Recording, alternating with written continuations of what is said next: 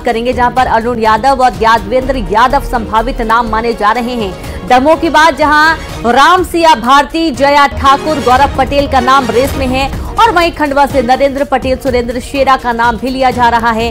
विदिशा की बात जहां अनुमा आचार्य, प्रताप भानु शर्मा का नाम लिस्ट में लिया जा रहा है और ये संभावित नाम आपको बताए जा रहे हैं। इन्हीं में से किसी एक का चयन करके कांग्रेस कल नाम घोषित कर सकती है। खबर आपको दे रहे हैं जहां 6 उम्मीदवारों के नाम जारी हो सकते हैं। लगातार चिंतन मंथन कांग्रेस कर रही है।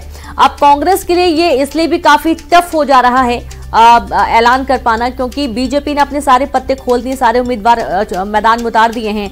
अब उन उम्मीदवारों को प्रत्येक सीट से कौन टक्कर दे सकता है, उस चेहरे की तलाश जोरों शोरों से कांग्रेस लगातार कर रही है और यही कारण है कि थोड़ा लेट भी हो रहा है, वक्त भी लग रहा है। महासंग्राम की तैयारी बीजेपी तो कर ही रही है, साथ ही साथ कांग्रेस ने भी बीजेपी उम्मीदवारों को टक्कर देने के लिए कैसे चेहरे की तलाश कर रही है जो उनके उम्मीदवारों को टक्कर दे सके।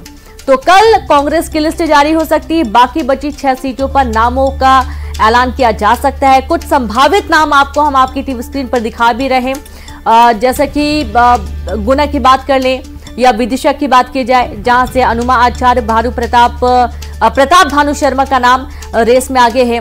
खंडवा से नरेंद्र पटेल और सुरेंद्र सिंह शेरा का नाम लिया जा रहा है। संभावित उम्मीदवारों की आपको एक नजर आपको दिखा रहे हैं।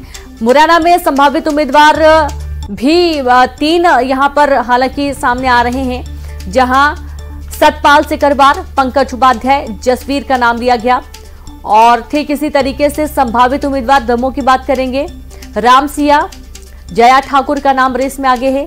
नरेंद्र पटेल और सुरेंद्र सिंह शेरा खंडवा से संभावित उम्मीदवार माने जा रहे हैं। 2 में से किसी एक का चयन होगा।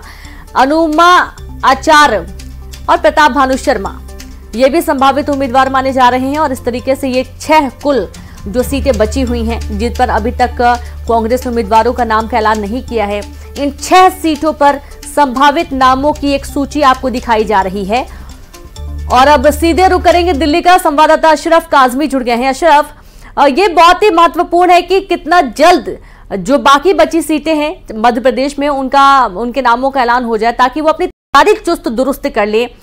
अब जानकारी है कि कल लिस्ट जारी होगी, बाकी बची 6 सीटों पर कल नामों का ऐलान होगा कांग्रेस का।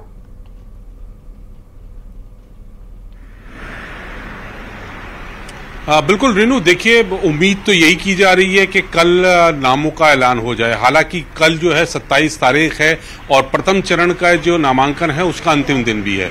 तो कांग्रेस ने बहुत धीरे धीरे काम कर रहे हैं। उन्होंने जो अभी प्रथम चरण के उम्मीदवारों का भी ऐलान किया वो भी बहुत धीरे धीरे किया है, जबकि बीजेपी ने चुनाव की घोषणा से पहले ही सारे उम्मीदवार मध्य प्रदेश, छत्तीसगढ़ के लिए कर दिए थे।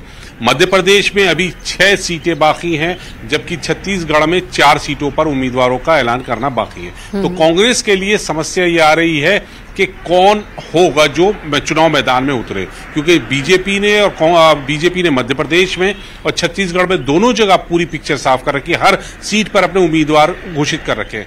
लेकिन अब समस्या कांग्रेस के सामने है कि उनके लिए कि जो उम्मीदवार हो, जो जिताऊ कैंडिडेट हो, खासकर जैसे उदाहरण के लिए विदिशा से पूर्व मुख्यमंत्री शिवराज सिंह चौहान हैं, गुना से केंद्रीय मंत्री ज्योतिरादित्य सिंधिया हैं, तो ऐसे लोगों के सामने किसको मैदान में उतारा जाए जो जीत कांग्रेस को दिला सके।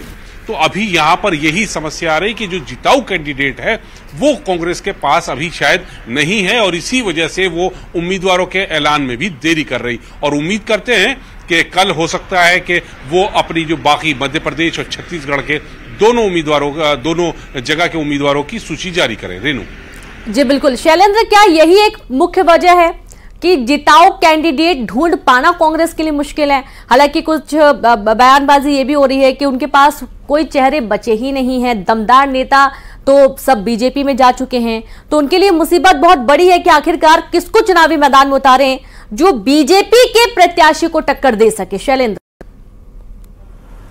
हाँ, देखिए बिल्कुल कांग्रेस के सामने दो तरह की मुसीबत है। कांग्रेस को ज्योतिरादित्य सिंधिया जो गुना से लड़ रहे, उसके सामने एक बड़ा चेहरा देना था, तो उसकी कवायद चलते रही। अरुण यादव को यहाँ से उतारने की पूरी तैयारी हो चुकी थी। अच्छा। लेकिन यहाँ पर जो समीकरण बैठे, स्थानीय लोगों का विरोध, कार्यकर्ताओं का विरोध, कांग्रेस नेताओं का विरोध इतना सामने आया कि अरुण यादव को वापस पीछे हटना पड़ा।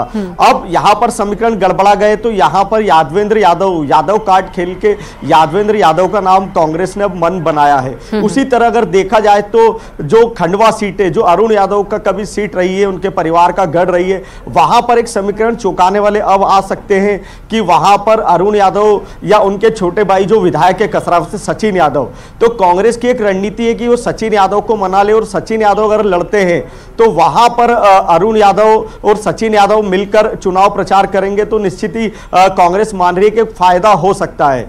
तो ये दो बड़ी सीटों का समीकरण कांग्रेस के लिए बड़ा पेचीदा हो चुका है। इसी तरह विदिशा की बात करें, विदिशा के सामने जो संकट है, पूर्व सीएम शिवराज सिंह चौहान एक बड़ा चेहरा है, और वहां पर किसको उतारा जाए, तो वह हनुमा आचार्य का नाम है। इसके अलावा भी कोई ऐसे चेहरे की भी तलाश की जा रही है ताकि कोई अच्छी फाइट हो सके। तो 3-4 सीटों पर लगातार पेच फंसा है, और एक आध दिन में ऐसा माना जा रहा है कि अंतिम फैसला लेकर कांग्रेस कोई ना कोई अच्छे चेहरे उतारेगी।